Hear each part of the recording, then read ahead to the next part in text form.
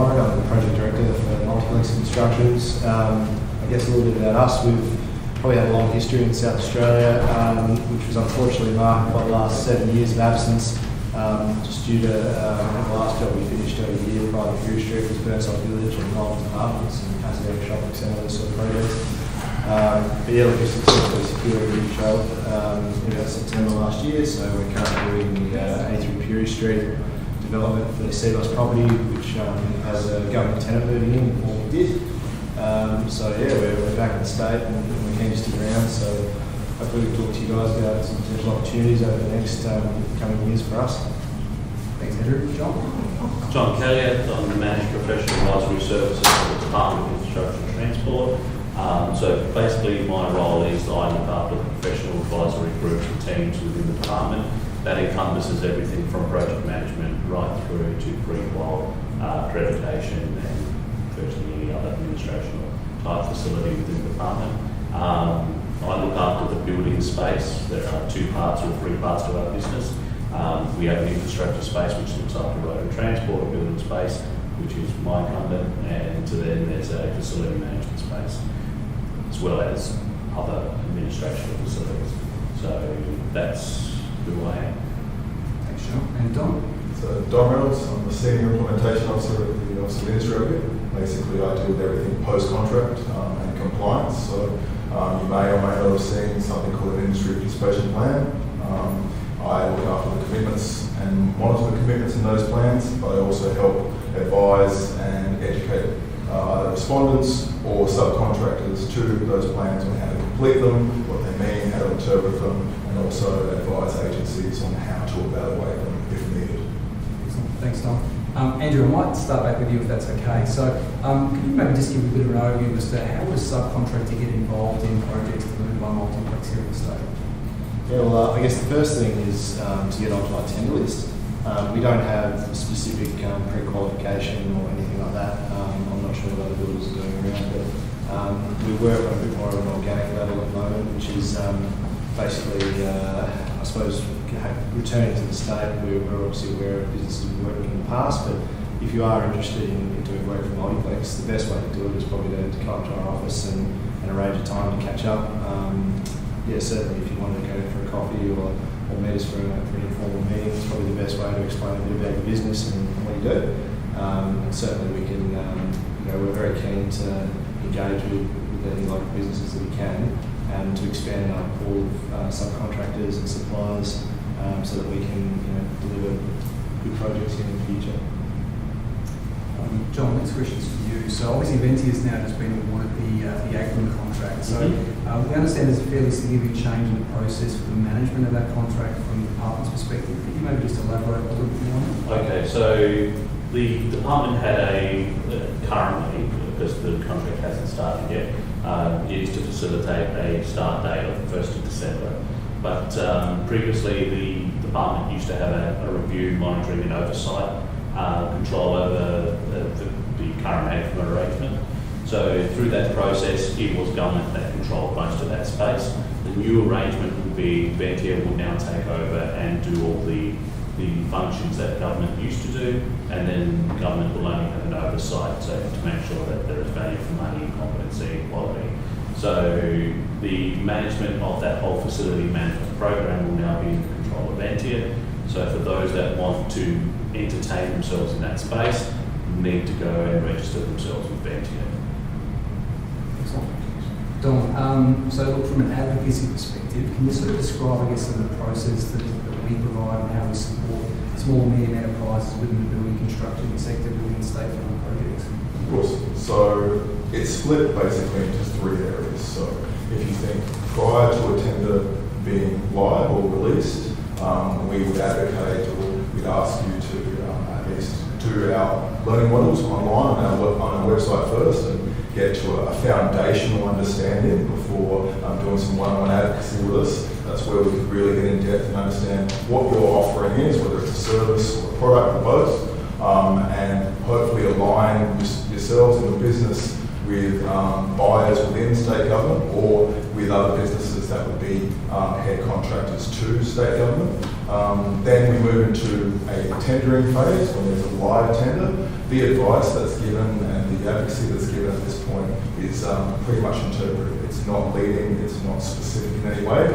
due to a topic called probity. If you're not too sure what probity means, it's basically equitable practices and best practice for fair dealings with every single proponent, every single submission within a tender process. So that's why we can't give you leading advice while the tender's live, but we can still advocate for you. And then last but not least is when there's a contract that's actually been awarded. So whether you're the head contractor or you're part of the supply chain for that contract, we advocate as long as there's a commitment made for your business or there's an opportunity for your business to be part of the supply chain for that contract, we would be advocating on your behalf and pushing to help get you an opportunity within that supply chain or ensuring that commitment of you being part of that supply chain is met. Excellent, thanks Tom.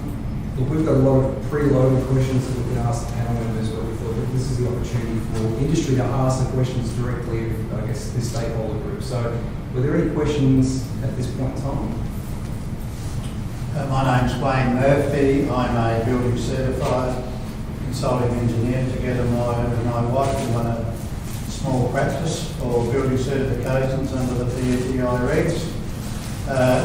Our dealings with the state government under the legislation for building on Crown lands, we are either contacted by a potential tenderer at the tendering process, asking what our fees, conditions and everything would be to give them a submission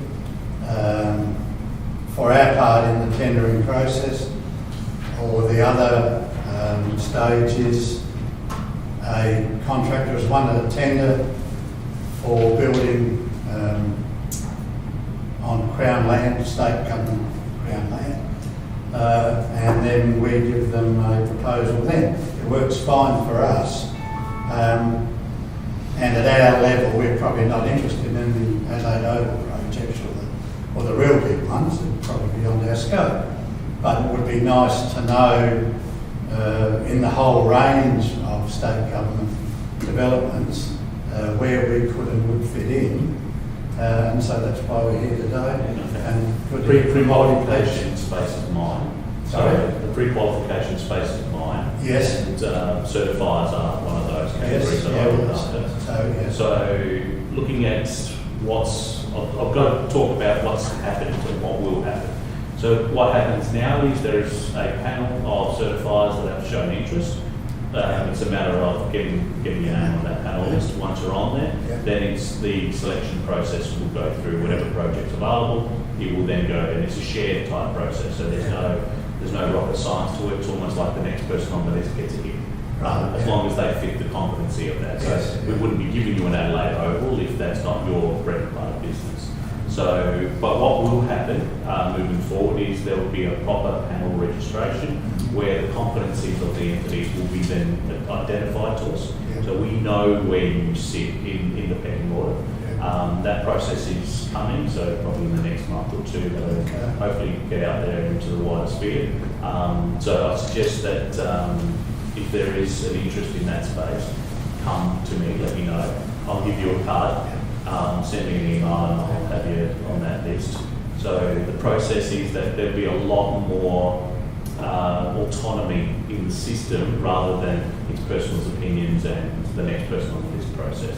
So we will close those sort of issues. The panel type arrangements that we're starting to create is probably one of the fairest systems we are now implementing.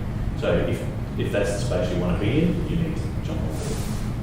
So the first consideration would be registered as an accredited profession, which we already are on the... Yeah, so there's a legislative requirement for a certifier to be registered. Once you tick that box, then if you fit the mould, the rest of it's up to us and you.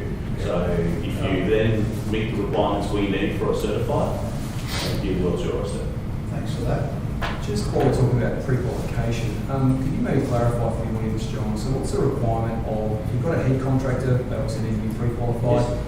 With regards to the subcontract supply base, is there any impetus for them to actually be DIPT or DIT certified? Okay. So the way our systems work is, once upon a time, DIPT wanted to know everything from the inside out of the Dutch market. It used to be that way. Now the industry have built themselves up into a scenario where they're leading themselves and we're happy to see where they're going. What we've done is we've only made certain high-risk trades and the general building practices requirements for them to be pre-qual, because that's where our greatest risks are. So at the moment, a general building contractor, a electrical contractor, hydraulics contractor, fire, mechanical and demolition are our high-risk contracts. So they're the only ones we ask for to be pre-qualified. In the road space, they go down right down to the level of gravel. So if you're into the road space type environments, they're a bit more prescriptive. They want to make sure that it's the right gravel. Now, the way the system works for us is we engage a head contractor. That's our formal engagement. We don't normally engage directly with subcontractors. So for an electrical contractor, we wouldn't normally engage unless the project requires just the service of an electrical contractor, but they're rare. So we will engage a head contractor. The head contractor is mandated to use a pre-qualified contractor. So if you're on the system, then the builder will then have to choose whoever's on the system. Unless there's something significant that changes or the risk for having that contractor is known. But then it goes into the next tier, and that's the supply chain and then the resource environment. So if there's a small electrical company that isn't big enough to do government work on their own, but then can support another electrical company to do data, for instance. So there are those environments, and then negotiations that the entities will do with the people on the pre-qual list. So the way we do it is the register of pre-qualified contractors are on the website. So just pull up the register, see who's pre-qualified, and make contact with them. Have a chat to them about what your capabilities are, competencies, what your supply is. If you've got a widget, that's wonderful. Talk to these people, because that's how you'll get your supply chain into the system. We don't want to go into the nitty-gritties, because if we do, we're going to start micromanaging and manage that over time. Thanks, John. I think there might be another hand in that. Yeah, that pretty much was my question around, there's obviously that pre-qual process for consultants, but how it works with the subcontractors. Yep. So then when you say there's the list that exists, and that would have all the head contractors and Yep. the high risk, so it's a matter of touching base with them and finding out their process. So the list exists on, if you Google DIT pre-qualification, it will come up. There's a register tab, click on that and it will give you a plethora of all the registered pre-qualification categories we've got. Scroll down, go through it, it's open. Feel free to entertain yourselves as much as you like, you can't break it. And it's a good starting point for anyone who wants to get in there and start making themselves known.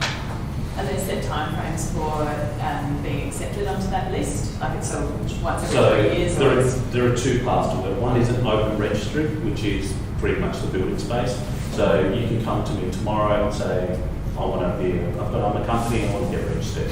If you meet the criteria, so if you go into the pre-qualification list, there is a how to register type process. Follow the bouncing ball. If you meet the requirements of that, by all means, jump on board. And then the system will then look after the actual registration to and fro documents. The other bits is there's panel agreements, which are probably 2 to 3 years. Once the panel closes, that's the set panel, and that's where they sit. When they release those panels, it is notified on that website that a panel release has happened, and then there's normally about a 3-month consultation process to get a whole new panel going. So it's not something we go out there to inform people, we expect people to inform themselves.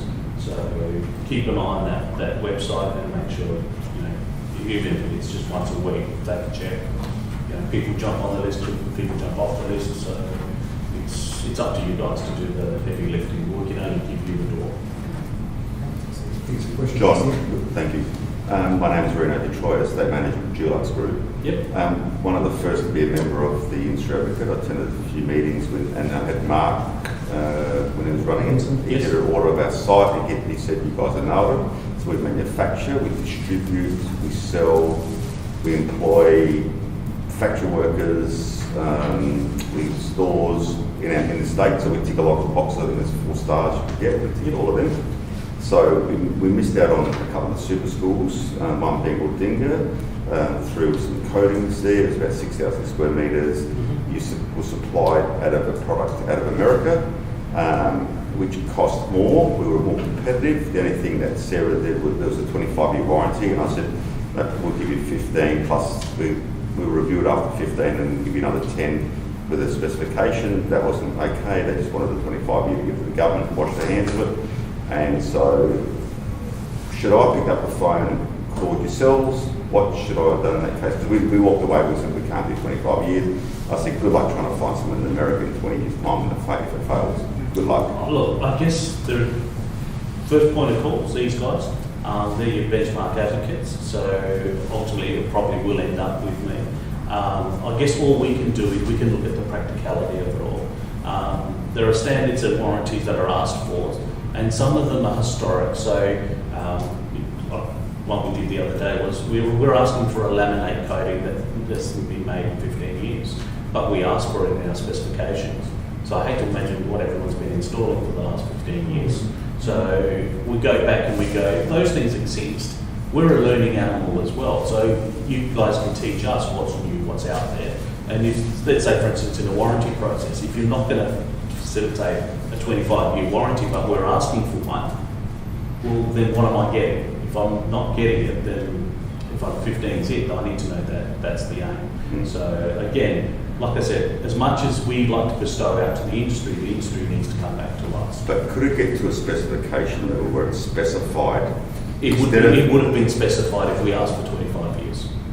But the contractor that did the work said the product was crap and it looked average, and we wish you could have used yours, is what the feedback was. I can't get into that. No. So another thing we do is we manufacture down at Beverley sports coatings, tennis court coatings.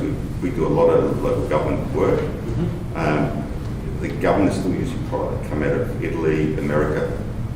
How can we make sure that we sort of lock that in, that we use the locals? Because this happens day in, day out.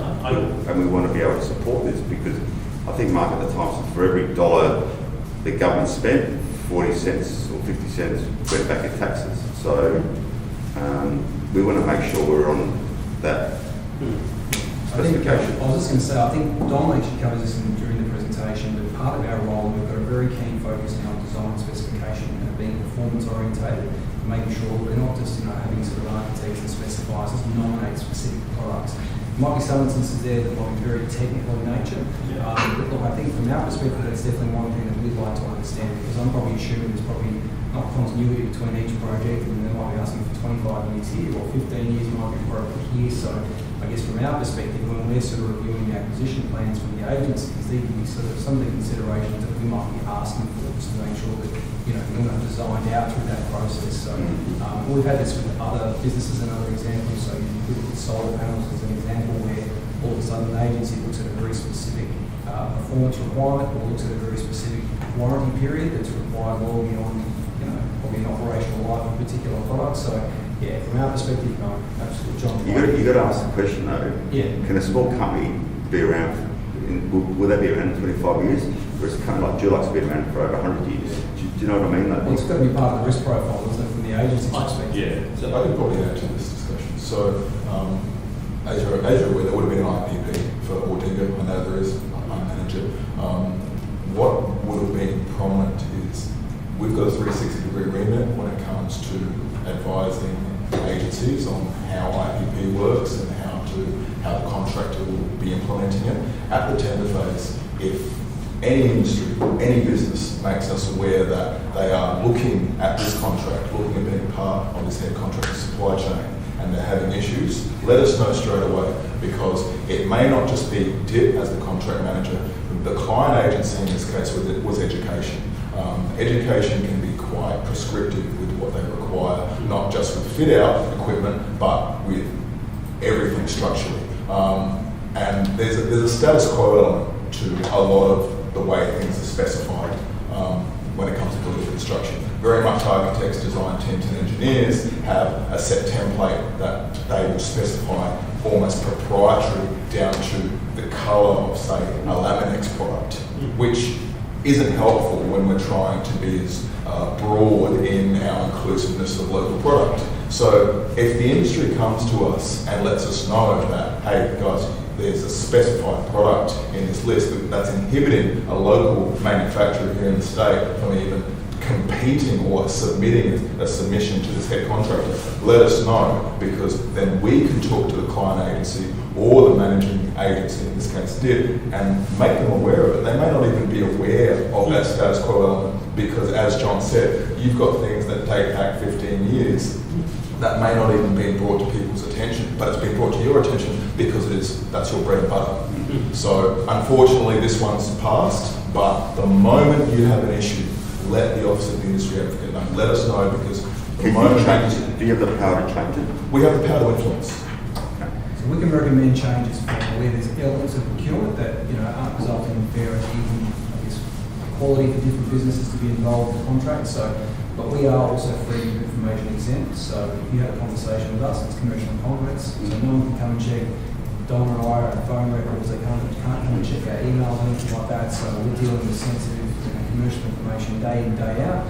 So, respecting by all means. And then we're going to move in step with you as an organisation as well. So we're not going to go off and try and blast DIT. We work in a collaborative approach.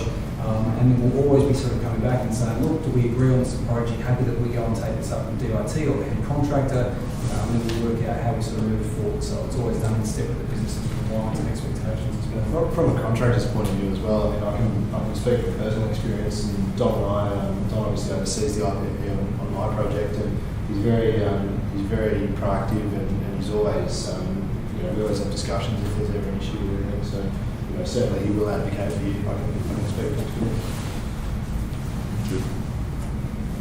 Are there any other questions? Yeah, this is very interesting.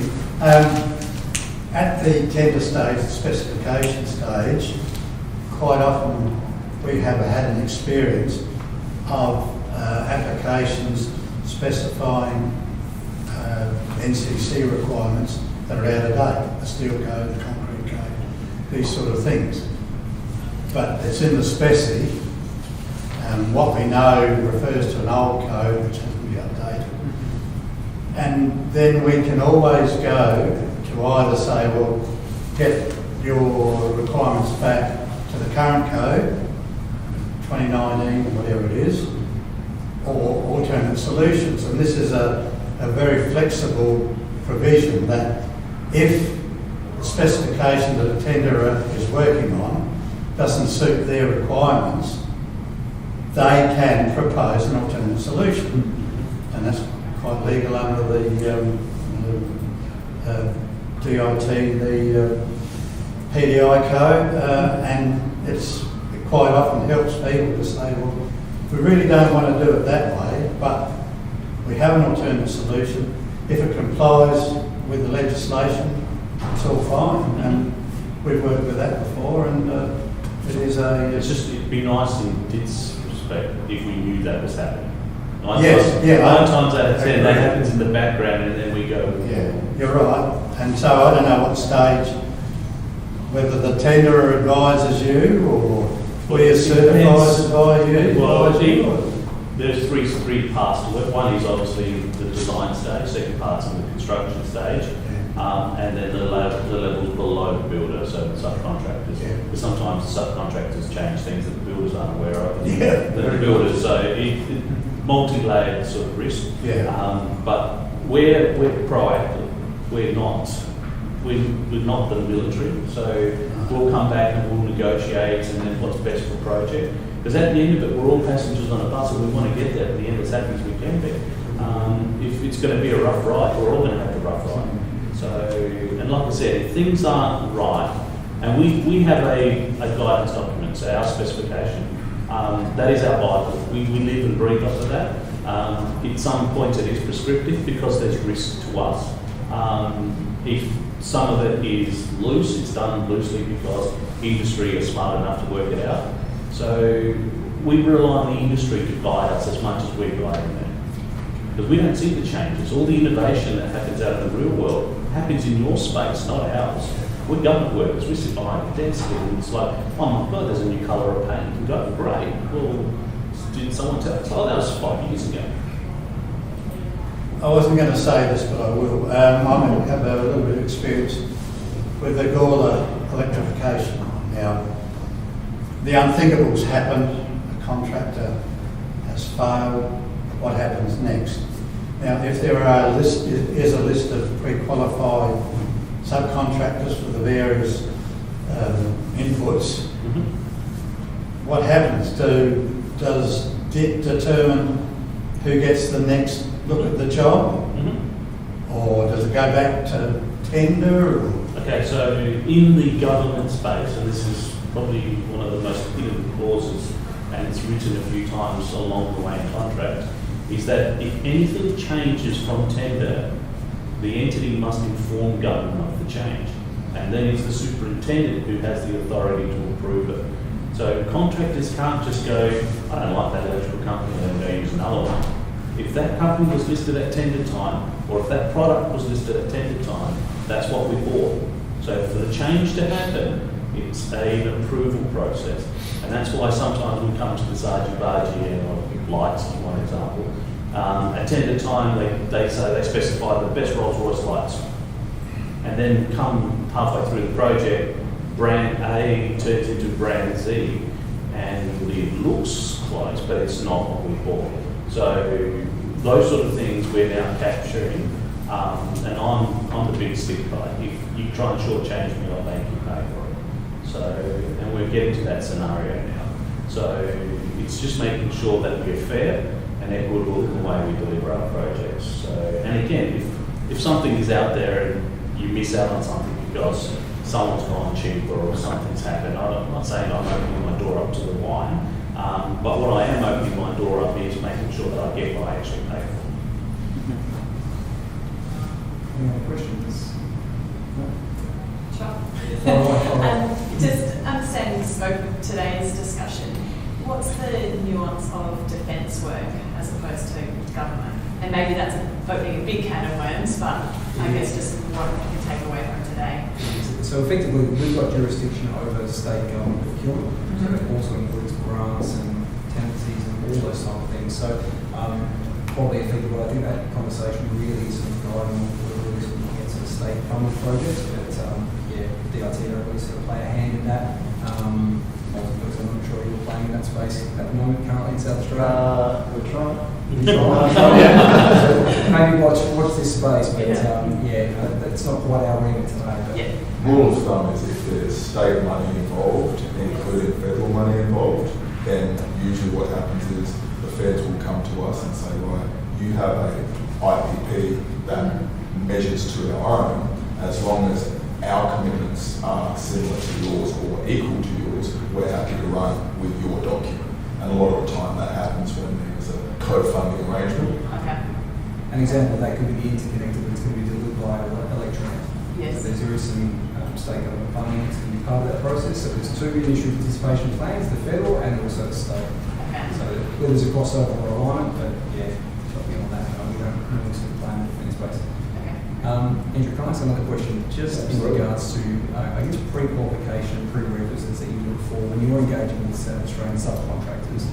Can you sort of talk about what are the mandatory requirements that you look for, and then what are the other things that you look for that relate to sort of obviously them being, and how that will be applied to industry participation plans, so where they're based, where they manufacture, all I guess the retained economic benefit that sits in the state with that particular organisation, probably almost not too dissimilar, almost what your license is like. Yeah, so I guess when we're looking to engage with a subcontractor, the first thing, we don't have a formal like multiplex pre-qualification process or anything like that. We are, I guess, either on a D&C job or whether it be government or non-government. But we go out there, and we're keen to speak to everyone that's capable of doing the work. So firstly, we look at experience and other projects that have been successfully completed of similar size. So again, if you've done, if you're an electrician that's been doing domestic houses, it's unlikely we'd ask you to tender a 20-storey tower. We're looking for people that are sort of have done work of a similar size, first of all. Secondly, this is before we start asking for pricing and things like that.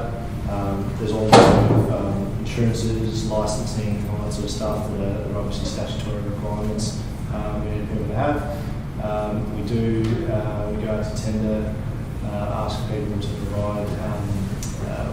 We basically take a document that Don's provided us with that relates to our IPP called the subcontractor's returnable schedule.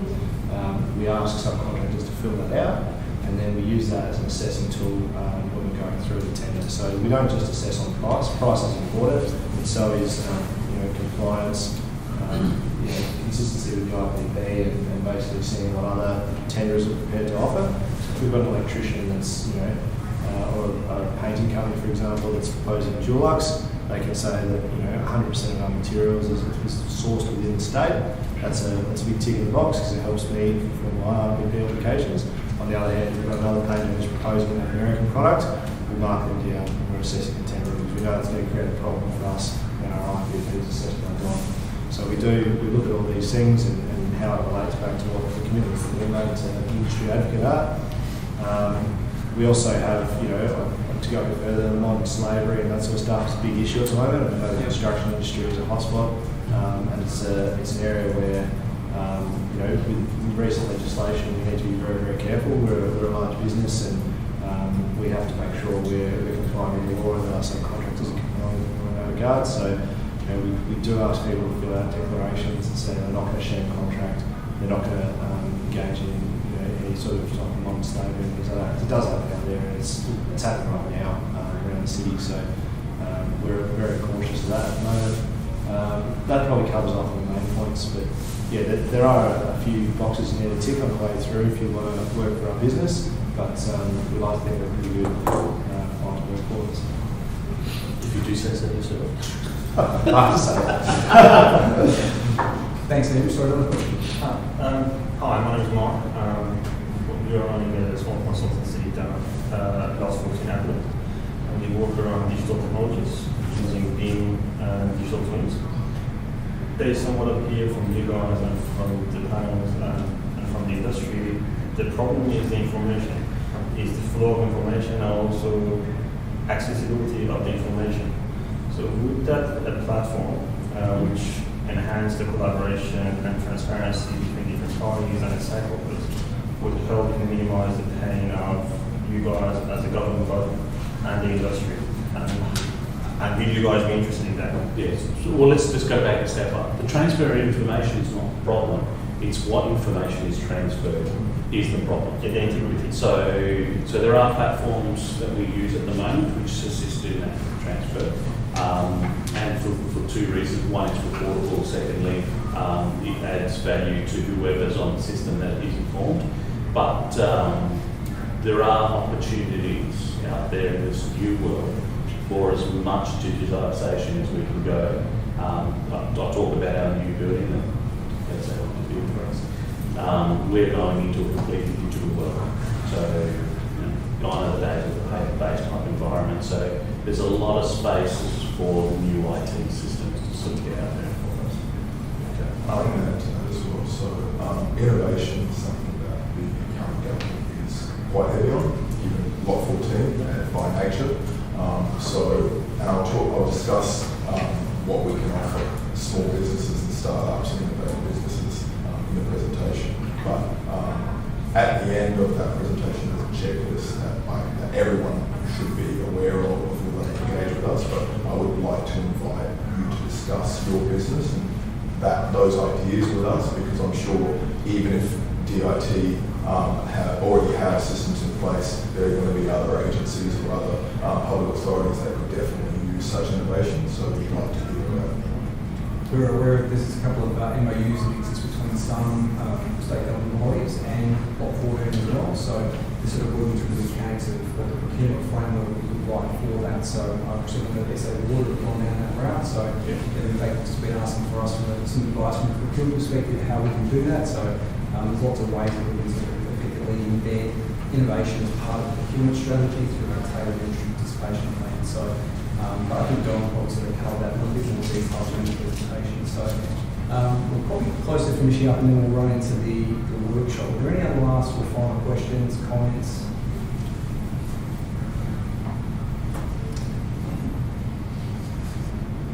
Very rarely do you guys get to sit in front of someone or group that can actually add value.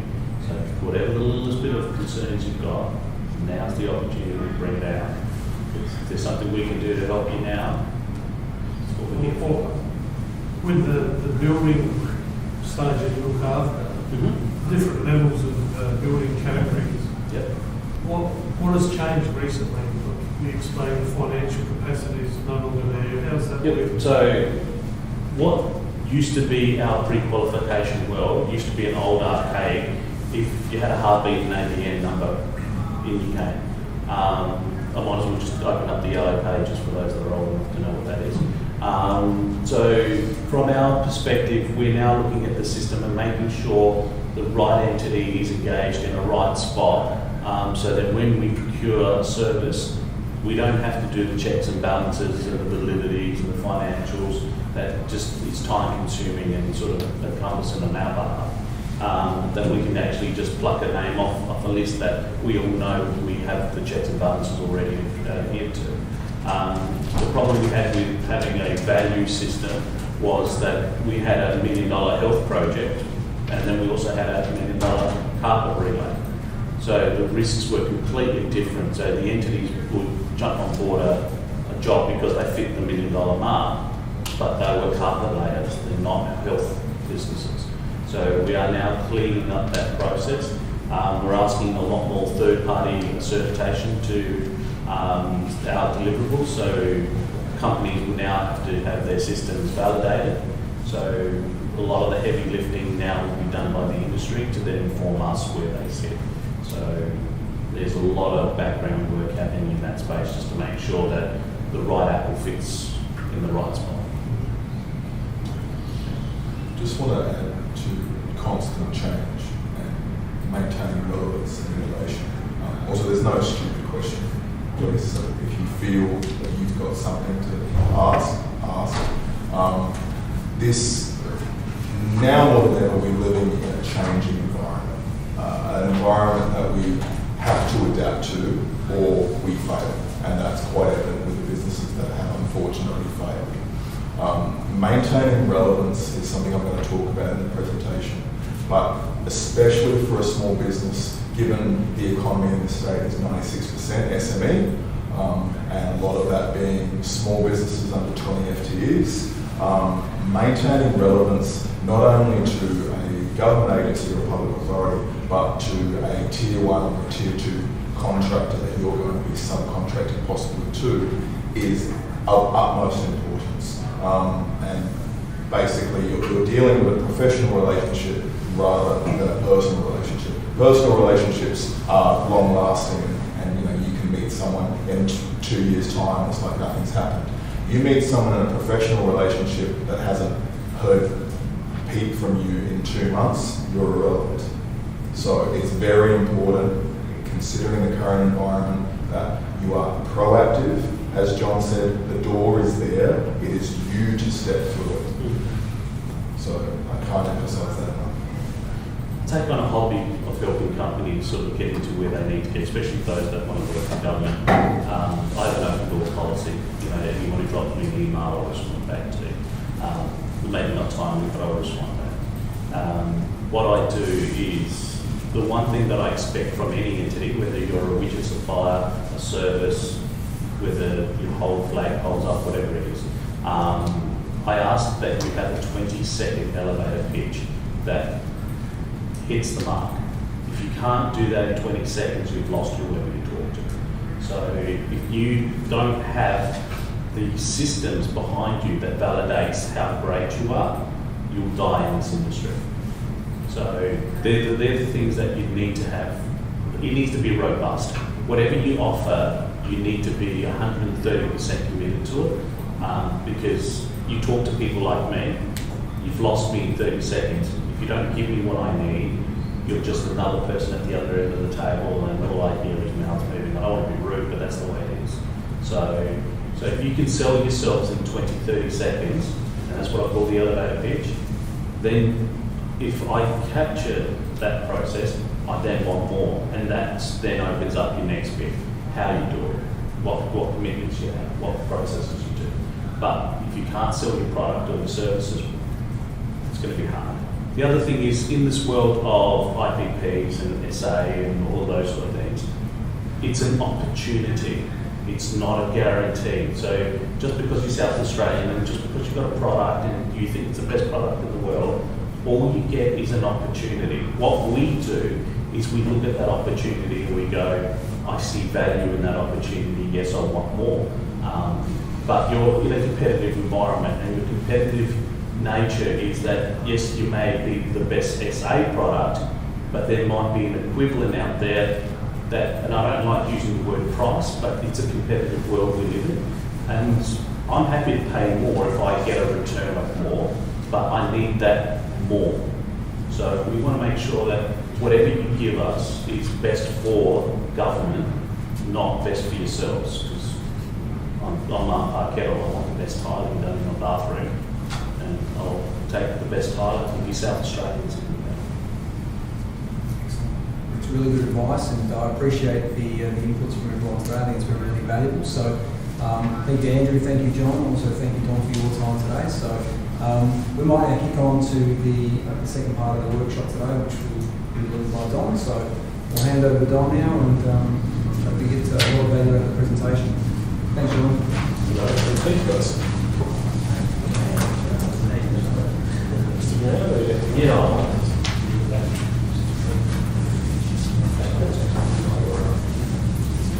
Okay. So just before I start, I have seen the attendance list, but I just want to be sure. Can people put their hands up for those that would be predominantly engaging directly with the government agency? Yep. Okay. Yep. And who those who fit more into a supply chain or subcontractor arrangement? Is that everyone else? Okay. And is there anyone that fits into both?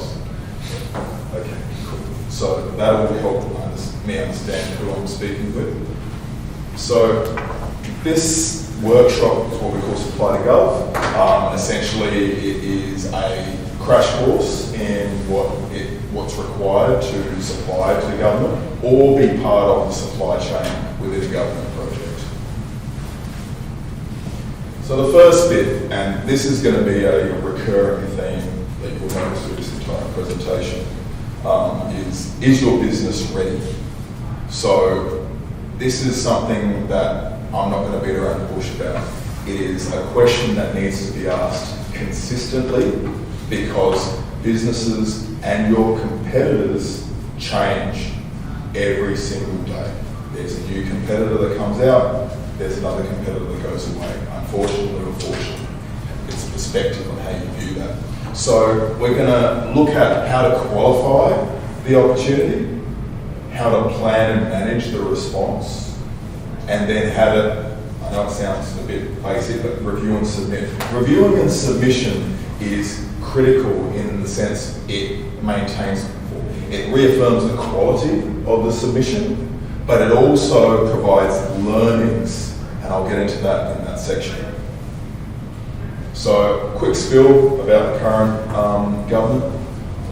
Martial Liberal government basically wants to create opportunities for all South Australian businesses to be involved in the supply of goods and services within state government procurement. Now, when I say state government procurement, that is either direct state government spend or indirect state government spend through what we call value in kind, or in the term of grants. So just to understand value in kind briefly is if you remember the home battery scheme with the solar initiative. So there was actually no state money actually directly funded into that, but the houses, wrong scheme.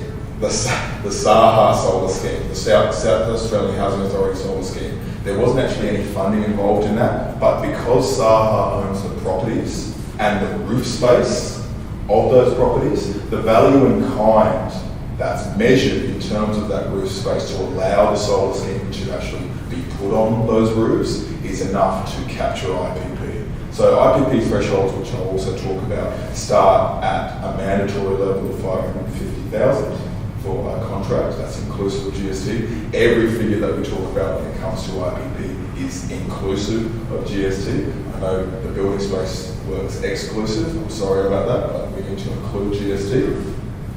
It is also discretionarily applied from 220,000 and above. That's an agency discretion. So if the agency believes that an IPP is suitable for a project that size, 220 and above, then they can discuss with us what appropriate IPP would suit. Usually that would be a standard plan. I'll talk about the different types of plans on other slides. So as one of the first questions that was asked of me, what do we do at the industry and how do we advocate? Creating opportunities, that's before a tender. So we help you create opportunities, understand the opportunities that are there before a tender is released. As Phil at the very beginning stated, all those various build projects that are going to happen and coming up. Then we build awareness, that's during the tender. So building awareness of what you need to be aware of, what you need to know in terms of subcontracting or being a head contractor and tendering directly to government. And then fostering collaboration is in the contract stage. So post-contract, where we foster the collaboration between the head contractor and the committed supply chain that the head contractor has agreed to or have targets to. So there's a number of other targets as well outside of supply chain, such as Aboriginal employment, Aboriginal business engagement, sustainable procurement, social enterprises, and things like that. Innovative procurement as well. So it's all about making sure, as John said, we're all passengers on the same bus, and we want that bus to get there safely and efficiently. So why bother? 11 billion reasons on average to bother. That's the current average of the government South Australia's expenditure annually. That figure is now quite a lot larger. I think we're looking at around 16 billion for this current financial year, given the surplus expenditure due to COVID and DIT, and specifically other strategic projects being pushed forward to try and stimulate the economy. So 16 billion reasons to start looking at supplying the government in some shape or form. So again, a growing trend in this presentation is your business ready? And we're going to look at how to examine if your business is ready. A lot of businesses believe they're ready, and for the private enterprises, that may be the case for private tendering. But when you're part of a government project, I can't emphasise enough how much more administrative burden there is. A lot of people aren't aware of how much more there actually is in terms of reporting. You're reporting monthly to client agencies or contracting agencies. The contracting entity is mostly being DIT, it's building construction. You're also reporting every 6 months to myself if you have an IPP, or if you're subcontracting to a head contractor that has an IPP, you're providing data regularly to that head contractor so that they can complete their report for us. And then there's a whole other myriad of documentation that needs to be completed regularly, depending on the complexity and the risk profile of the project. So keep that in mind. There is an extra administrative burden when it comes to government procurement, but there's also rewards as well. So, how market ready is your offering? What is your goods or service experience? Draw on your current experience when you're dealing with your product or your service or both. What does that look like currently? And is it attractive to a government agency, or is it attractive to a head contractor? Because at the end of the day, as John said, there's a problem that needs to be solved. Usually the entity that has the problem doesn't quite know how to fix it. They want industry to fill that missing piece. So how experienced are you at selling that solution and doing it in an efficient manner that doesn't bog down the process of evaluation? Incorporate feedback. History is important. Examples are great. So there's a hierarchy of examples in my experience. State government project or federal project, because they have very high requirements as well. Local government project or other jurisdiction state government project, and then private enterprise. I say private enterprise as last only because they have the least, or can have relatively the least amount of requirements in terms of compliance. Then market comparison. You're always needing to know where you fit in terms of your competition. It's a competitive market. Yes, everyone's busy right now, but the questions that you're asking yourself, the critical analysis that you're doing on your own business isn't for when times are good. It's when times aren't good. And this boom is not going to last in the building industry. There's going to be a lull, and that's when true competitiveness and an edge is going to be very, very clear in a tender submission. And we'll talk about tender submissions and quality of those submissions soon. Next bit is, you need to know your buyer. So that first starts with, what is your average invoice? Are you a subcontractor, and that way you're looking at a head contractor as your average buyer? Or are you a tier 1 or a tier 2 that's dealing direct with a public authority? Your average invoicing will tell you that. And then you'll know exactly where you fit and what kind of tendering you're looking at. If you're looking at tenders, below 550k, if that's your bread and butter, then perhaps there are going to be purchase orders and small procurement orders that would match that direct with government. But most of the time, if you fit into that space, you're going to be looking at being in a subcontractor relationship with a head contractor that's contracted to government. And there'll be a table up soon, a diagram showing you what that spread looks like. Then you need to understand your customer. As I said, they've got a problem. Every customer has a problem. And you need to supply the need to fix that problem. If you can't sell that need, that fix efficiently, they're going to stop listening and they're going to go to the next person. That's just human nature. And the other dot points basically help you differentiate. So pre-qualification and understanding the client basically set you apart from your competition. If you're pre-qualified and your competition isn't, that's a no-brainer. They're going to stop there. If you understand your client, understand the customer in the bid, and that is articulated well, clearly, and I'll talk about how to articulate that later, then you're going to be heard just subconsciously more so than your competition. Because having evaluated tenders in the past myself, the easier you make your submission to understand, the more attention from me you have. The harder you make my life to read your submission, the less attention and the less patience I have. And the sooner you will go into the never read again pile. That's the reality of the situation. These evaluation panels read up to 20 to 30 submissions per tender. And they can be that thick and war and peace, and you've got to discern what is an actual KPI or deliverable commitment versus a motherhood statement versus fluff and marketing pieces. So keep in mind your audience, and we'll talk about audience soon. So, as I said before, who's the buyer? Is it a government agency? Is it a lead contractor? Or is it a subcontractor or supplier? So when we say lead contractor and subcontractor supplier, basically at the OAR we split it into two things. Primary, so if you think of Multiplex as the tier 1, the head contractor, they have a primary supply chain.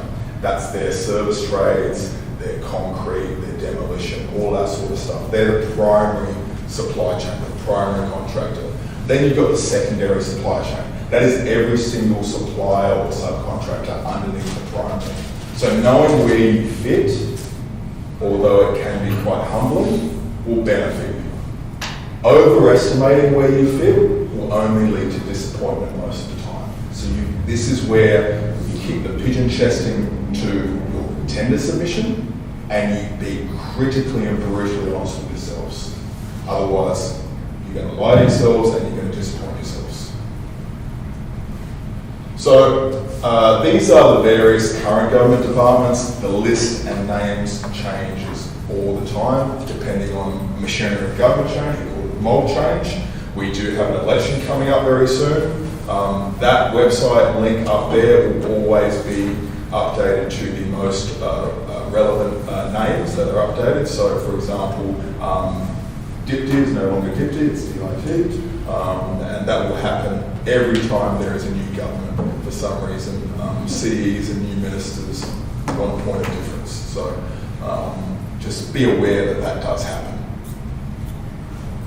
There is also an industry sectors area on our website. This will provide you key links that are targeted to that industry sector. So, for example, building construction will have a number of informative links, including DIPT's areas of pre-qual for you to directly go to, so it's saved you from Googling. So, depending on what area, what industry area you are in, head there and you'll be able to find basically a shortcut list of various informations and various resources on different websites, both government and private, such as ICN. So finding the opportunity. So you've been critical with yourself now. You've asked yourself the hard questions, and you think, yes, no, my business is at a stage where we are ready to look for opportunities and hopefully maybe start tendering. Where do we find them? SA tenders and contracts. First and foremost, that is where you're going to find tender releases outside of the government agency's website. At bare minimum, I request that every single one of you at least have a business account registered on SA tenders and contracts. You then go into the search criteria and you set a search alert. You can filter it through to whatever area you want, as finely tuned down in granular detail or in very high level sort of categories. You will then get an email, usually around 3 o'clock in the morning, with an update of what's being released or what is upcoming. If you are not aware of what's coming, you will not be prepared to react to it. Tender writing is not for the faint of heart. It is not something that can be done on a weekend, and it is not something that can be done by one person. It requires a team, and I'm going to talk about what kind of resourcing is required. Also, if you're a subcontractor, you're looking at subcontracting, ICN, it is a payment model. I mean, they have a free membership, but the value that you get from the free membership is arguable and debatable. I would, basically look at what the various subscription models are and whether that is a value add to you or not. But ICN, definitely for building construction, it's national, but you can then also fine tune it down to be states as well. So we'll recommend maybe looking at a profile on ICN, or a paid profile, or otherwise at least having a free profile there. Industry participation. So that's pretty much what we do at the Office of Industry outside of Advocacy. If I was to describe industry participation in a nutshell, the policy itself, it's about jobs, SA jobs specifically. We don't look at the actual business itself. So we are not protectionists. As much as other states will claim that our policy is protectionist, we're not. And we can't be, because of the Australian-New Zealand Free Trade Agreement. We can't breach that. We have to be fair and equitable to any business in Australia and New Zealand that wants to tender for state government work. How we navigate that in terms of economic benefit is we look at the inputs. So we look at supply inputs in terms of dollar spent. We look at employment in terms of the number of South Australian jobs employed, either through headcount or labour hours or dollars. And we look at investment in the state. So the amount of new capital expenditure that a company is willing to expend. So let's say a company from Queensland that has zero footprint in South Australia wants to come over, invest heavily in a new building or a large lease for a long-term amount. They want to employ almost 95% of their entire South Australian requirement from South Australian residents. That 5% that's remaining could be consolidated HR, happens all the time. And then supply inputs, their entire supply chain is going to be comprised of South Australian SMEs.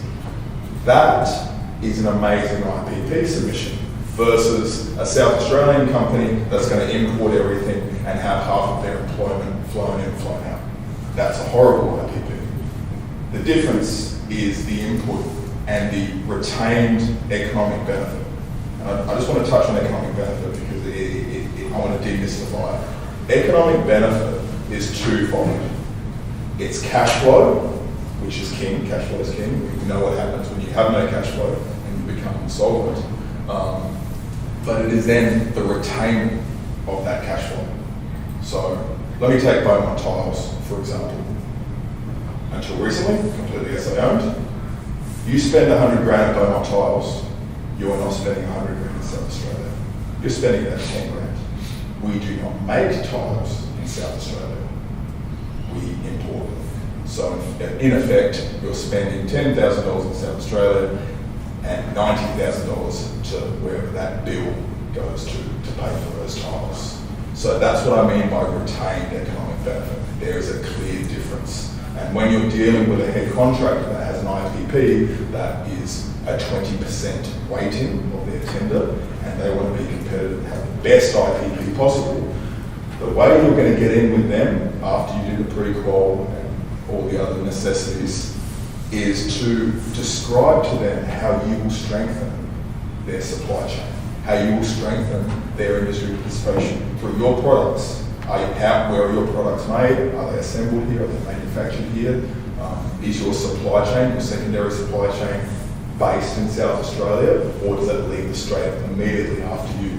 Those are the sort of things that are going to impact how strong you are as a delivery partner as part of their supply chain. Then we expand on economic benefit as well. So I've talked about direct, which is cash flow and retained cash flow, but then there's others. And just noting that center box there, the minimum industry participation weighting is 15%. That's mandated. It's always going to be 15%, unless we're talking about structural and reinforcing steel. If a project has structural reinforcing steel, which is virtually every building construction project, so everyone in the room, then it's going to be raised to a minimum of 20%. So 20% of the tender weighting is IPP, which is why these builders are very interested in IPP and they want to know exactly how they're going to maximise their IPP, because 20% is easily a win or lose ratio for a tender. So we look at design supporting industry and economic participation. What does that mean? That means architects, designers, engineers, they influence and hamstring. They have the ability to hamstring the delivery partner, which is the builder. If they spec imported products, they spec Laminex instead of Polytech, they spec proprietary products that are not manufactured or assembled or sourced here at all, they're immediately hamstringing the builder. And the builder is then taking the risk to specify an alternative, if an alternative is allowed. So what we do, we have an IPP for design teams that get them to commit to expanding local participation through generic speccing as much as possible, where the client allows. Regional development, we've got a regional IPP as well as a metro IPP. If it's a regional project, basically the regional boundaries are the top of Gawler, so lower light, all the way down, so I'm excluding the ocean obviously, all the way down to the bottom of Wonga Paringa, and then bordering on I think it's Atherton, Campbelltown, Burnside. So basically, the moment you hit the freeway, Adelaide Hills Adelaide Hills Council, that is unfortunately considered regional. So if you have a project in Burnside, that also extends into Crayford, it's a statewide project. I mean, it's in both metro and regional areas. I know that sounds nonsensical, but we've got to have a hard boundary somewhere.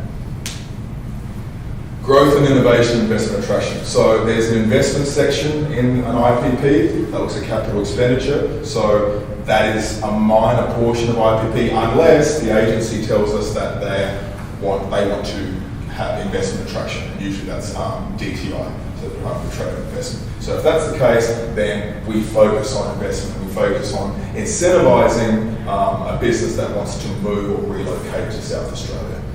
Aboriginal economic participation, that's both Aboriginal owned businesses, so it is an SA policy, so it's SA Aboriginal owned businesses, and Aboriginal employment, so Aboriginal and Torres Strait Islander people employment. Purchase of structural and reinforcing steel, I've already touched on that, that raises the minimum percentage to 20%, and then apprentices and trainees. So that's for a standard plan, that's new apprentices and trainees. The current government has an aspirational target of 20,800 new apprentices and trainees. For a tailored plan, we ask for new and existing, so to get a holistic figure. Just of note, it is now the cheapest time to take on apprentice and training with the current subsidies. I think it's $25,000 that the government will subsidise for a trainee. So if you need to grow in any shape or form, or by winning a subcontract or a contract, and that'll allow you to take on an additional trainee or apprentice, consider that subsidy. It's going to be probably one of the few times where it's going to be that large. So, does industry participation apply to your business? So, most of you will only ever see a standard plan, and I'll show you what a standard plan looks like, which is the 550K to the 50 million mark. That's the mandatory threshold. Again, the discretionary threshold is 220 up. It doesn't mean, though, that a tailored plan can't be implemented below 50K. We look at every single acquisition plan from 550 and up, from any government agency. If we believe that there is an argument for a tailored plan, because the standard plan is very basic, and you'll see the difference, then we will advocate and push for a tailored plan. It doesn't have to be every single section from our template, but it will be examining in further detail and in more granularity than what the standard plan would, and will provide more outcomes. Anything below 220 as a definite will be just a quote, and between, now the threshold's actually changed, between 55K and 550, unless they're using their discretionary allowance in the policy, agencies must seek at least one quote from a local business. So if there's a pool of 5, at least one of those businesses has to be local. That is non-negotiable now. They need to do it. So at least there's a chance. If they're going to 2, then hopefully at least half or 50% of those invited to quote is a local business. Tender evaluation process. I'll gloss over certain slides that I think probably we don't need to talk about in much detail, because there's further detail that I do want to emphasise. But that's basically your split. Okay, so 85% is your price criteria, your performance criteria, risk, value for money, capability. 15% being your IPP, so local input, which is then your total. This is important. As John said, IPP is an opportunity. It is an edge. It is not a catch-all. It is not a guarantee. 85% is a very large ratio to get wrong. You get that wrong, no matter how good your IPP is, you will not be successful. Even at 20% IPP, 80% trumps it completely. So don't completely rely on IPP. You need to be price competitive, you need to be risk averse, your performance history needs to be there to be risk averse, and there needs to be value adds. And we'll talk about value adds soon. So very quickly, this is a statement of intent. This is, you'll probably never see this document, but if you do, its intent is to understand where there's a procurement that is in its very early stages, where numbers are almost inconsequential because they're unknown. Maybe it's 10% design of a building construction project, or an MC contract where the managing contractor is engaged very early to oversee the design process, but they have no idea what guaranteed cost sum is, no idea what any inputs would be, such as supply chain. They would use this document to provide their intent of how they're going to engage with IPP when it comes to that. And we benchmark their IPP against these yes or no answers. If there is a delta or contrast between how they answered this document, which then got them to the stage of filling out an IPP at a shortlist, we would definitely have issues. If everything matches up, we're kosher. Standard IPP plan. That is the old plan, okay? I'm going to update that picture. So basically, this is what you're going to see predominantly most times when you're dealing directly with government as a contractor, between 220 up to, on average, maybe $5 million. There's going to be a standard IPP plan. If you see one for a contract above that, it just means the agency hasn't really given it much consideration and need a slap on the wrist. But as you can see, it's quite simple. It's a one-page document. It looks at numbers in aggregate, so total product spend, total performance, total labour spend, and then the SA disaggregates of that. How much of that total product purchase is coming from an SA business, and how much of that labour spend is being spent on SA residents. Then it looks at capital expenditure and number of new apprentices and trainees. That's it. On a per project basis? Per project basis. This is for a tender. So if you were tendering directly to go to a public authority or government agency, most of the time in your invoice, I know I'm assuming here, but most of the time in your invoicing threshold, that's not horrible. That's realistic.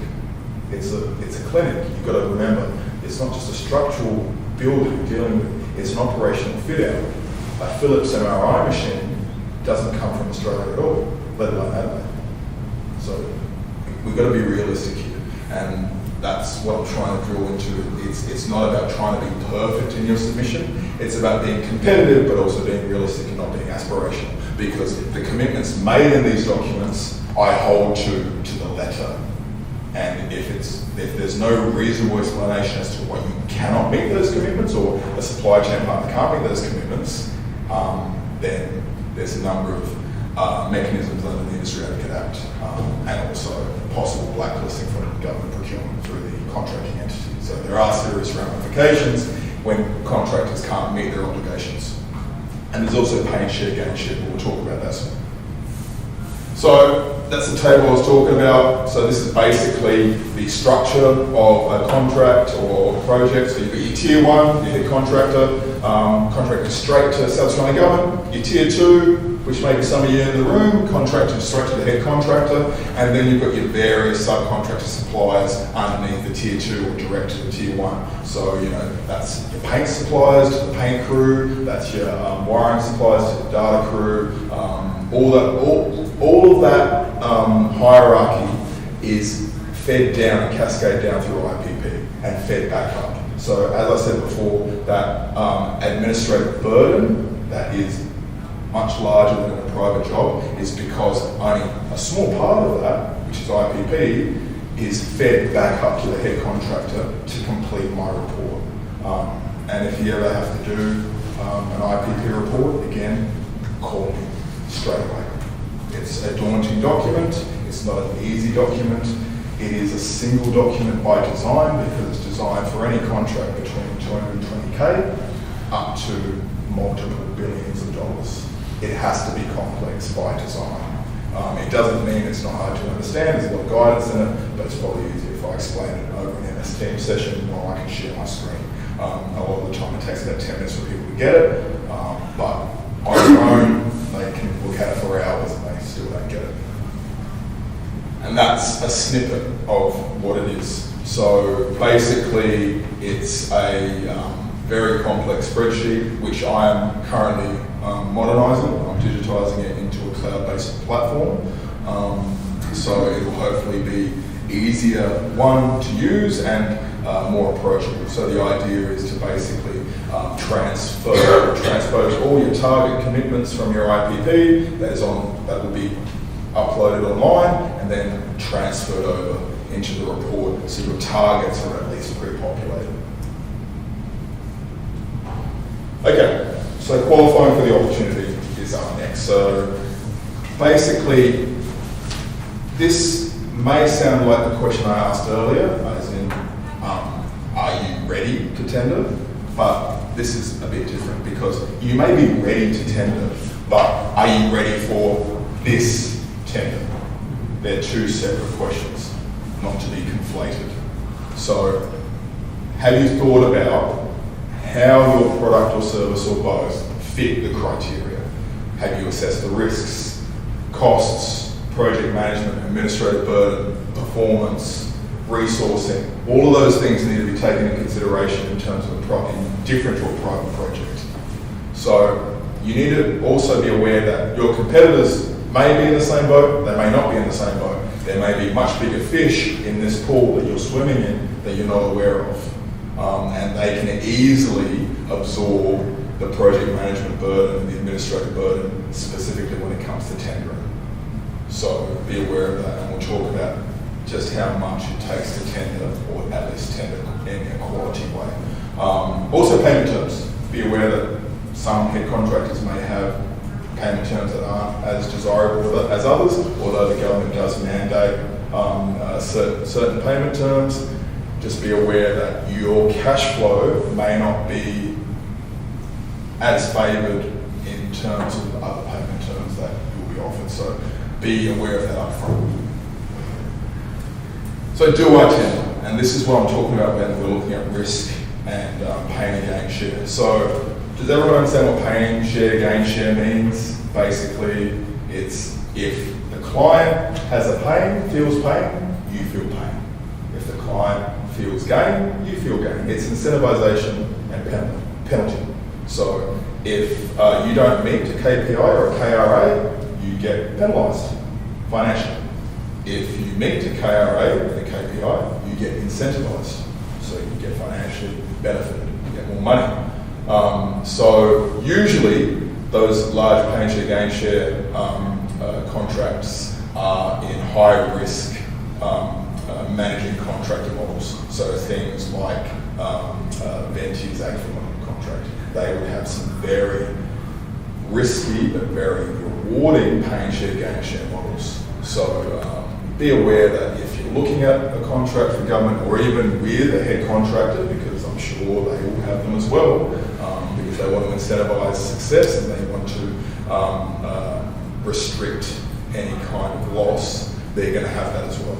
So you don't want to be in that bottom right box, high risk, low return. It's quite obvious you do not want to be there. You want to be able to be in a position where you're further up in the high return. Yes, that's going to come with risk, most likely, but the more you can reduce that risk or adequately combat that risk, the better off you're going to be. So, quick run through of the process. This is how government procurement works. Most likely private procurement works in a similar fashion, maybe not as robust, but the business unit within an agency has an issue, they require a business plan to fix it. That business plan then goes to the procurement unit, who then creates an acquisition plan. That acquisition plan is viewed by us. We determine whether it's an IPP, a standard IPP, or a tailored IPP or not. We then agree on a market approach, open, direct, select, RFQ. That's called a market approach, and they vary. Then after the market approach is done, you've got tendering. Once the tendering is complete and submitted, we have an evaluation, which is all from basically from market approach, tendering and evaluation. You have what's called probity, that's best practice of how you treat all your various submissions and your proponents, so everyone is treated equally. On that note, if you ever ask a question of an agency regarding a tender, please do not disclose any commercial information or any IP, because you are quoted verbatim. Your question is put in quotes, and anything that you say in that question will be published, so your competitors will be able to see it. Then we've got contract execution and contract management within the agency and the head contractor, and then supplier relationship management. Supplier relationship management is key throughout, both for yourselves and the agency, although the agency, it's probably in a lower hierarchy, lower priority, because they expect you to come to them, as John said. So, when you're planning a response, so you've decided, yes, I'm ready to tender, yes, I like this tender, I think I'm capable, I think I'm competitive, and I can actually tender for this.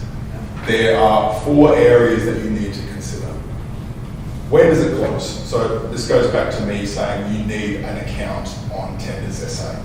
The most amount of time you can give yourself to prepare to write a tender, the better your response will be. And I guarantee you there will not be enough time, even if you know the day of release. They are always in a rush and they expect you to deliver, yesterday, basically. And that's practically the amount of time that you're given in relative terms. So when is the closing date of the response? So you can get the most resources mobilised as quickly as possible. How should it be submitted? There's a number of ways to submit. Some agencies still want physical submissions and they have an actual post box. DID actually has one at the front of their building. Otherwise it's electronic. Sometimes it's both. So also be aware that electronic submissions do have a maximum file size. So if you exceed that file size, you may not be aware of it, you come to the 11th hour, everything's ready, everything's polished, everything's been checked, you go to submit, and an error pops up saying it's too big. And then 4:59 ticks over, and it's too late. Don't be in that position. Be aware of how you submit and what the criteria about that is. Who?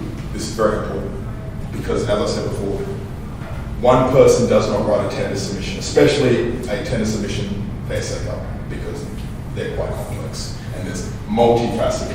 You're going to have your finance team, most likely your CFO doing part of it. You're going to have your project delivery team having their input. That's critical. The delivery team needs to know what the bid team is promising. You'd be surprised how many times I speak to a delivery team that have no idea how much the bid team promised, and then they're shocked.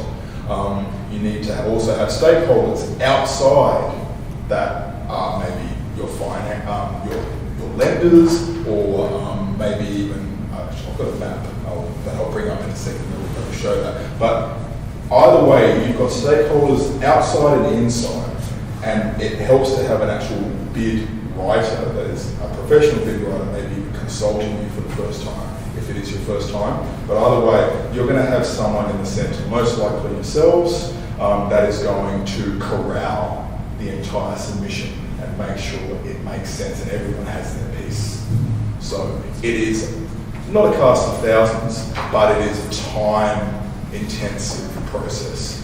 And I can't emphasise how much it takes in time and resourcing to submit a decent tender, which is why I come back to that point of, are you actually ready to tender for this tender? You will never get that time back. You will never get the money back that you spent on an unsuccessful tender. It's gone. So is your time better spent doing something else? And then what? There's mandatory criteria everywhere in a government procurement tender, so be aware of it. If you miss one, you are automatically disqualified due to probity, because imagine that your competitor missed out on one minor mandatory criteria detail, but that was overlooked because it was so minor, but it was still mandatory, and you did it, you did the right thing. You would be upset if they won on a technicality, right? So it's only fair that everyone gets treated the same way. That is probity, and also equity. Bid response network. Okay, so let's take, for example, this is a building contractor. So you'll have your engineer, your finance or sales manager that does all the estimating and pricing, your estimation manager. You're going to have your HR manager that's going to look after your staff resourcing and who's going to be involved, the response coordinator that corrals those guys, but also your third parties outside. So you're going to have your supply chain, your stakeholders, your clients, possibly your accountant, and also your legal counsel to review any kind of commercial arrangements that you're going to require between the third parties and your business. It is not something that can be done by a single person. Sorry, and if you do try to do that, best of luck to you, honestly. I wouldn't wish that on anyone. Okay, so there's a number of areas in preparing a response, I'll quickly go through these because it does seem like they're quite simple criteria, but the more I explain them, you'll start to see why they're important. So, evaluation criteria. This is back to that mandatory section. If you do not familiarise yourself with every single criteria in that evaluation, which will be provided to you in a document of how the tender will be evaluated, you may be emphasising your efforts in the wrong area. If you're putting all your effort into IPP and you're forgetting the cost criteria, which is usually around 40 to 50%, or the risk criteria, which is around another 20%, you're doing yourself a disservice. So remember that there's all sorts of evaluation criteria, and each one is assessed in basically a siloed environment. Your finance will go to the finance team. Your IPP will go to usually the procurement IPP advisor. Your risk assessment may go to the finance team or may go actually to the business unit because they want to assess the risk profile. So when you're answering different sections in your tender response, you want to make sure that you actually are repeating information. That may sound redundant, but the finance team won't be going over to the business unit and saying, hey, do you have that information? I think it may have been put in yours but not put in mine. They're only going to mark what's in front of them because they're too busy. They're going through submissions after submissions. So make sure you put the relevant criteria in the relevant section. Answer all the questions and in the format requested. Try not to stuff around with the format. I know branding is a thing, I know PR is a thing, I know marketing is a thing. But the more you stuff around with the format, the harder it is for the evaluation team to follow. If you've got 12 submissions and they all look different and they all have, the sections are all in different areas, that's going to be a frustrating process for that evaluation team. And you're not going to have a happy evaluation team that's going to favour anyone. They're going to be frustrated the further they go down the chain. And if your submission is last at the end of that, and it's a Friday at 4 o'clock, you can imagine how much effort is going to go or how much care is going to go into evaluating your submission. I know that sounds bullish, but we're human and that's being realistic. So try and make your submission as easy to follow as you can. Time, again, I'm not going to concentrate on that. Time is essential. Leave yourself plenty of time. Don't look to the last minute. ICT issues happen all the time. Don't be one of those people that, my computer crashed. It's not going to be accepted. Identify the features of the product or service. So, where's the value add? Everyone's going to have a solution for the product, for the problem. But how is yours different? How is yours going to be a value add to the buyer? As John said, if he's got 10 people in the room and the pricing is relatively the same, how is he going to differentiate? How is he going to differentiate between them? He's going to have to pick one that has the most value. And that's by knowing your competitor and knowing their pricing as well, putting you at the forefront in your submission. And then obviously, have you appropriately priced your tender? No matter what, if you've got an amazing submission, but you have completely outpriced yourself, it doesn't matter. In the end, you're going to be too expensive. And unfortunately, as amazing as your product or service is, it's not going to be value for money. And value for money is a very large consideration. I'll quickly go over the right-hand side because I'm conscious of time. Well, we've gone over time, I'm sorry. So, a bid approach, the best bid approach, it's, when I say articulating a compelling story, it's not so much writing a novella, it is about making something flow from start to finish. Having an index page to find things such as, if you want chapter 5 in a book, you know exactly which page to go to. Things like that. Having an actual thought out strategic approach to it. When you're comparing 12 submissions and one has got that best articulated approach, it's strategic, it's well thought out, it's proactive, it's got a high quality output, and then you've got the other one on the very far end, the average submission, it is painstakingly obvious. Don't be the average submission. That's why it takes time to do this. Okay, finally, reviewing and submitting. It seems simple, but it's important because you've read everything to death, you've helped write it, you've helped collate it. You need someone else to proofread it. You need someone with fresh eyes to look at it. Someone that's not invested in it, that's been looking at it day in, day out, because you're going to miss things and they're going to see. So it's important that it's happened. Final cross checks, financials add up, and hopefully you upload it or you mail it or you do whatever's required to successfully submit it to the criteria that's required. Okay, everyone, contracts awarded, congratulations, that's great. All of these things are important, but the most important thing is that underlined second to last point. Your bid team needs to communicate to your delivery team, whether that is you are a deliverer to state government or you're a deliverer to the head contractor. Because whatever your bid team that has promised the world, that's their job, to promise the world at a reasonable price, your delivery team needs to be aware of it. The amount of times I've spoken to a project manager that has no idea what they've been promised to deliver and are shocked, it will shock you. Even tier ones are notorious for this, they don't talk. So please communicate. If you're unsuccessful, and I would say this for whether you're successful or not, seek feedback. It is within your right to seek feedback. If you think that you can't seek feedback because there's some sort of barrier, we will ensure that you get that feedback, because it's the only way you're going to grow as a business and tender and know where your pitfalls are and how to improve on them. Okay, all of these other slides are basically our services and how we connect with you. They are slide versions of the pamphlets at the back. So in interest of time, I can go through these slides if people wish, or if the majority are happy to take those pamphlets with you. These slides are in front of you. So basically, what I would like to emphasise, if anything, is register your products and services on the product services register if you haven't already. Go through the Ready to Tender modules on our website.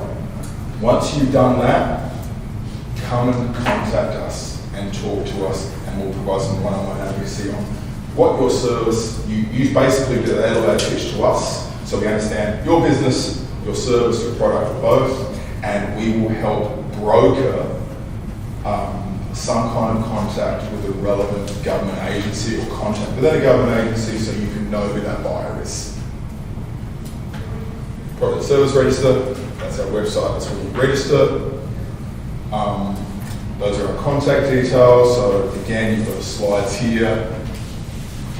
There is an SA Aboriginal Business Directory, so if there are any Aboriginal businesses in the room, please also register here. But this is also an area where you can find South Australian Aboriginal businesses on this register.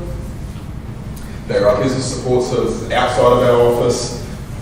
If you are having any issues with either leasing or commercial arrangements, or you just need someone to help you foster your small business, I would highly recommend the Small Business Commissioner. Really helpful. Skilling SA, if you're looking at apprentices and trainees, there's never a cheaper time to take on an apprentice or trainee given the subsidies. And then if you're an innovative business or you're looking to innovate, the Office of the South Australian Chief Entrepreneur has a number of great resources to help you there. Again, Skilling South Australia, no cheaper time to take on an apprentice and trainee. This is our tender ready checklist, so the mandatory checklist that we request any business before they seek one-on-one advocacy with us. Make sure you have a look and go through all of these different bits. Once you've done that, we consider that you're foundational ready to come and talk to us, and then we can confidently try and broker a contact between your business and an entity within the South Australian Government. So, that's pretty much it. Is your business ready?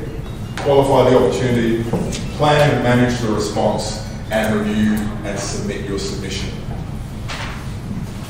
Thank you very much for your time, everyone. I know that's a lot of information to take in. That's the reason why you've got those slides handy. The pamphlets are at the back for your information. We're always going to answer our phones, so if you have any questions, call us or email us. or if you want to have a look through just on your own, in your own time, have a look at the website, and there's an area there called policies and resources. You'll be there's an entire weekend of reading there. So if that's what takes your fancy, by all means. But thank you very much for your time. Take as much as you want, mate. Just take that.